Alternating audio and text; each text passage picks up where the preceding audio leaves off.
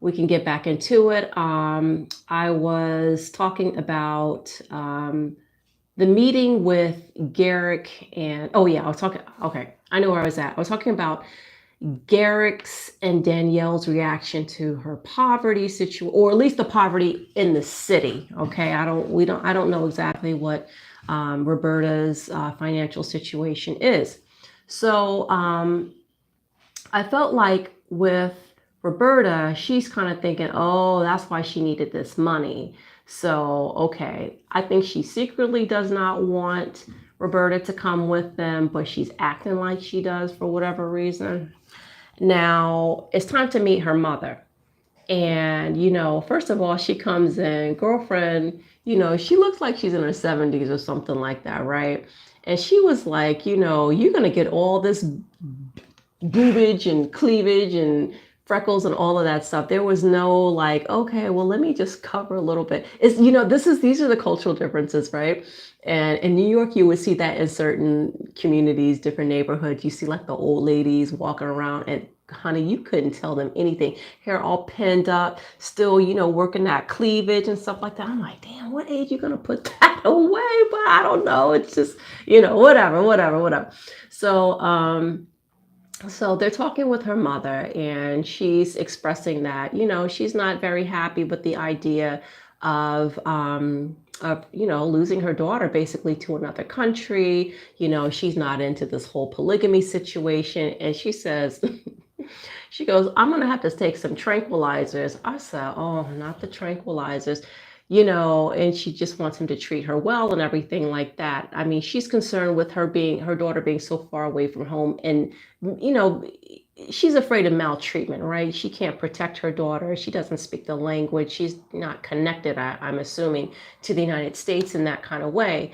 And in addition to that, like, did you just notice how weirdo Garrick is just like, well, you're my mom. And yeah, because you're my mom. And yes, mom, I know, mom. Yes, mom. So weird. Like, Garrick, you have a mother, okay? A mother that you chose to walk away from because you chose this nonsense.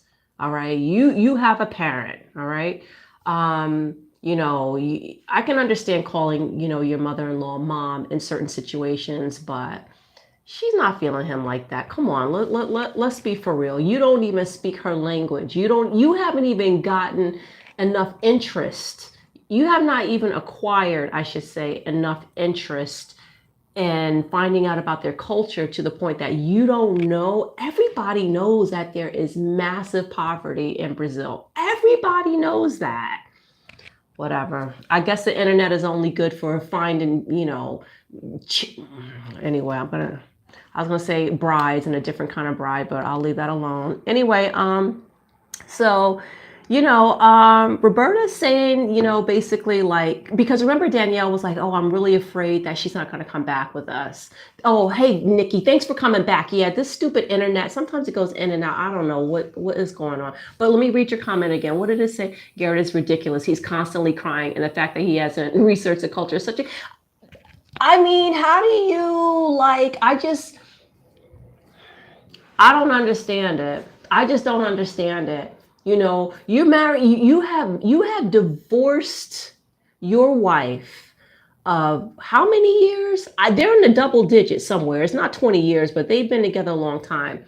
Who has given you multiple children, has stood by you with all of your nonsense and all of your shenanigans, lied on national television in front of a judge and said that whatever for the reasons why you can't get along, instead of, no, my husband wants to marry a younger Latin version of me down in South America. Okay, so I mean, like, did you hear that? I mean, like, these people incriminate themselves when they go on television doing some of this stuff. So, like, he did all that, and then you still stay by his side. Okay.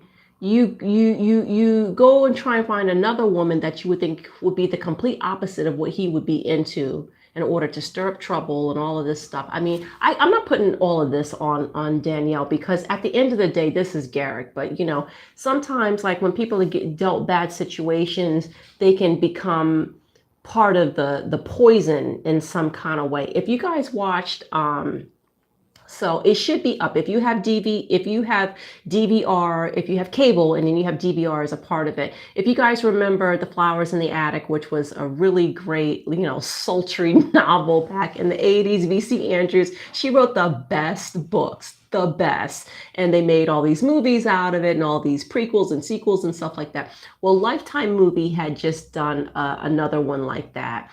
And it was basically going back, because we all know, like, Flowers in the Attic and everything kind of started from that movie and that novel, and kept going forward. But this particular movie was about the origins. It's called Origins of Flowers in the Attic, if I'm not mistaken. So it kind of shows, like, how this grandmother who had these kids locked up. Well, if you guys don't know, the basic premise of the story, Flowers in the Attic, was about this very wealthy grandmother who had her daughter and the grandkids all living up in the attic, while the daughter would go in and out of the attic downstairs, attending balls and things to try and find a suitable, someone to court her, so that the daughter can marry into money again. But they didn't want anybody to know that she already had kids from a previous relationship, so those kids stayed up in the attic. That was the whole premise, right? So the origins were saying, like, well, how did this grandmother, who would lock the kids in the room and feed them rat poisoning on their, like, little traces of rat poisoning on their food and stuff like that, how did this grandmother get this way?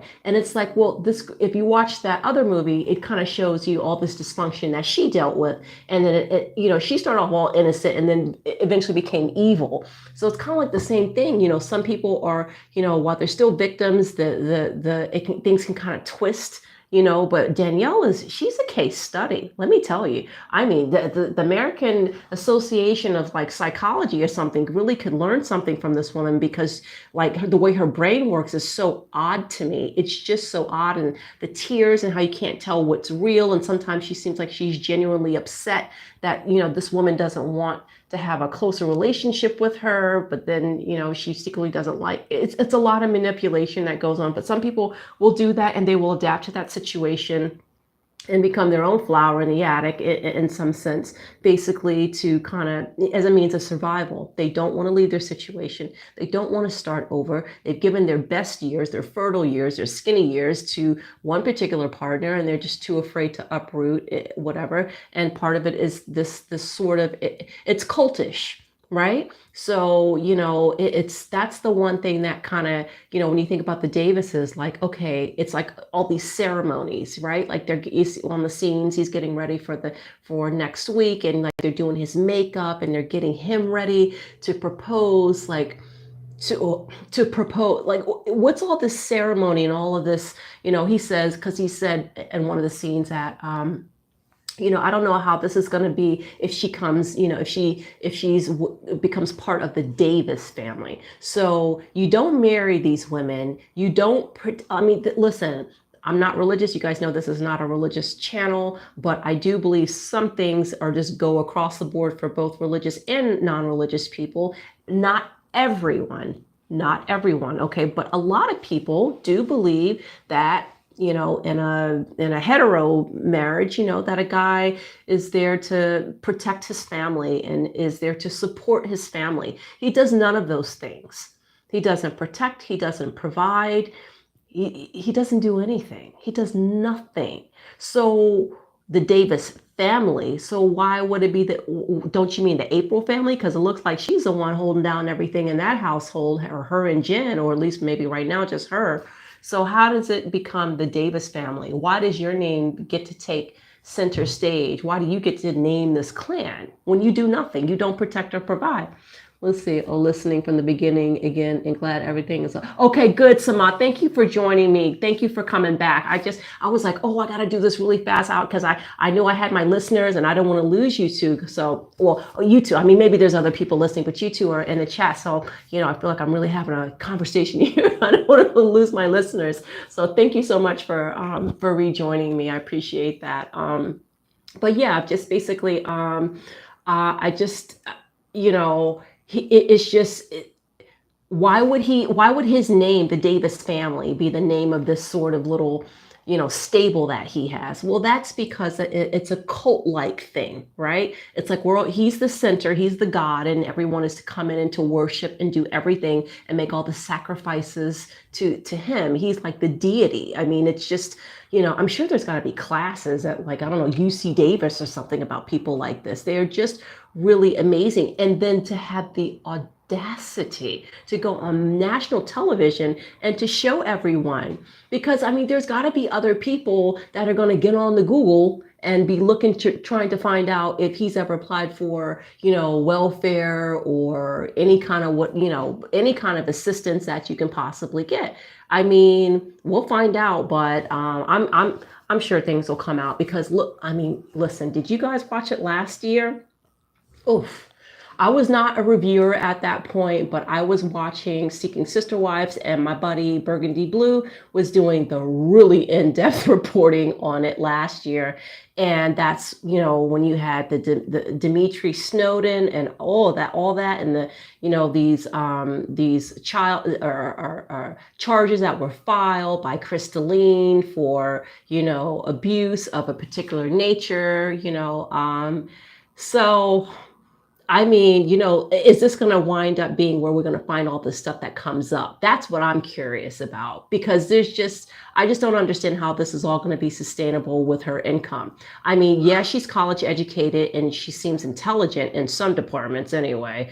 But how much money does she make? Maybe if they just gave us a little tax file for the year, last year, something, maybe is she making like, 200 plus? Because you're talking about moving into a bigger space for the reason of having a child, and also for bringing in additional people. So, I mean, like, this has to be funded somehow, and hopefully it's not by the taxpayers. But anyway, oh God, I don't know. But that was an episode. So next week, so who we didn't get this week was we didn't get a lot of or we didn't get any of Steve and Brenda. Honestly, they just make me like want to go to sleep. They're very boring to me. And who else did we not see this week? I think it was just Steve and Brenda. Sidian, that's another very boring storyline. Him and Tosh, I just don't get them. They're so desperate. Like, why do you? I mean, they seem like they could really just have like a regular. Why don't they just like put all their focus into loving each other and loving their children, than like trying to go around the world trying to find people? Just be single, people. If you're gonna make everything so complicated, just be single. Ugh, I don't know. You guys know me. I'm here for the pettiness, the drama, and all the judgment. So anyway, we shall return next week, and hopefully I will be on time. But hey, listen, if kids and dogs and swimming pools or whatever comes in the way, then maybe I'll be a little bit late. Hopefully I won't. What'd you say, Nikki? At least Sidian immerse himself in the call. Now Sidian is, but see, because Sidian is a different. He's a different type, and as much as these people really get on my nerves, Sidian is just not. He's just not at the top of it. There's always a manipulation going on, and don't let the soft voice and all that fool you. However, they do seem to be closer, just closer to what I would consider to be a little bit more alternative lifestyle people versus full on manipulation. I mean, there is some, but I'm not getting like the cult. That's the word. The cult thing is not as strong, I feel like, with those two.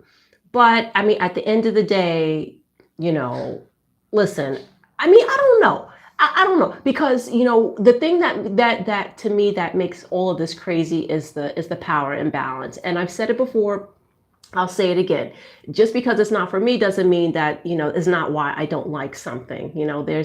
I don't like Japanese natto. If anybody out here has ever had Japanese natto, it is a very particular dish, and you either like it or you don't like it. There's never anybody that's in between. But I'm not going to say it's a terrible dish because I don't like it. It's just that I don't like it. It's not for me. But the people that I love, they love it, and that's fine. So this is not about necessarily polyamory per se, because I feel as though if you had these type of dynamics, and people were saying, you know what, hey, let's just open this door. Let's just open it up, and you see whoever you want to see, I see whoever I want to see, and then on Thursdays or Tuesdays, whatever, we'll meet up. Then that's their own business. I still think in the long run, if you want a long running, sustaining relationship, bringing someone else into it, I don't think that really works out. But you know what? Hey, maybe people want to see people, and not mix. I'll see this person, but I won't bring them to the house or something like that. You know what? I'll even open up a little corner in my mind for that, right? But see, but if it's balanced and everybody's, my rules. Everybody's got to be of age, okay, of sound mind, and there's no manipulation going, and people have made their decisions, and they're adults, and that's their business, and I can't say much about that. But because the power balance is shifted so much towards the male, that yeah, technically it falls under polyamory, but how is it polyamorous if only one person is poly and the other person is like serially monogamous to that person? Does monogamy take two? Can you just be monogamous to one person as long as you're with that? I have no idea how that works. So that's what I'm saying. This is different than open relationships. Everybody is doing their own thing, and then they come together, and then that's fine.